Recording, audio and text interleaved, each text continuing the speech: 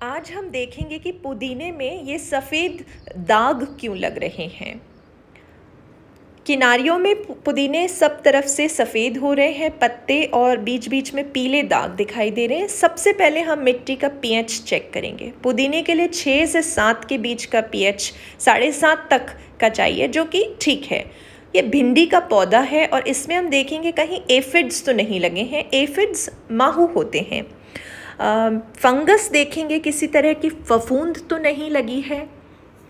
बहुत ही आराम से हम अपनी मिट्टी का निरीक्षण करेंगे और सही समस्या को जानने के प्रयास करेंगे। बहुत तरह की समस्याएं हो सकती है। सबसे जो समान कॉमन समस्या है वो है क्लोरोसिस।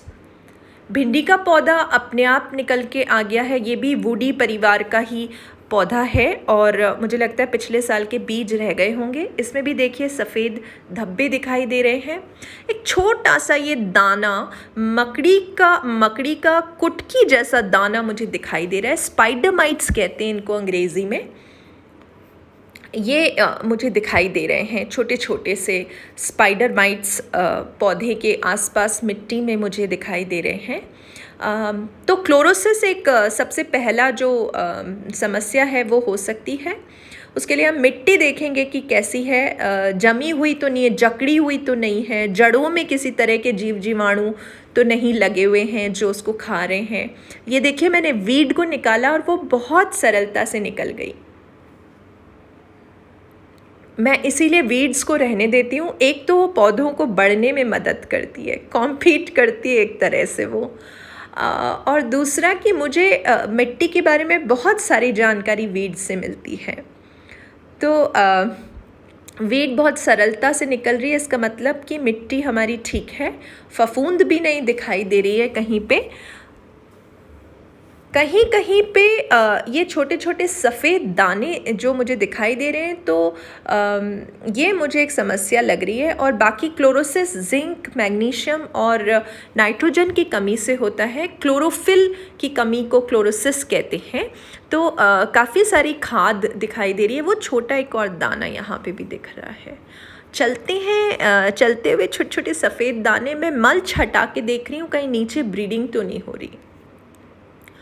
तो पत्तियों को अच्छे से देखेंगे, ऊपर नीचे बहुत ही गहन तरह से निरीक्षण करना है और फिर देखना है कि समस्या है क्या इस पौधे में। यदि क्लोरोसिस की समस्या है तो इसमें हम जिंक, मैग्नीशियम की मात्रा को बढ़ाएंगे, पर ऐसा मुझे समझ में नहीं आ रहा है।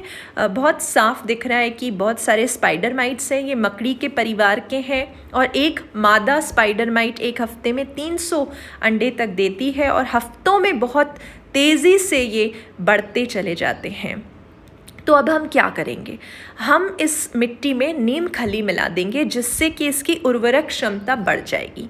हल्दी के पानी का छिड़काव कर देंगे और कई तरह की मैं इस तरह की मिक्सचर बना के रखती हूँ घरेलू तरीके से। सबसे सरल है कि नीम की खली आप इसमें डाल दीजिए और ये समस्या का आपका समाधान हो जाएगा।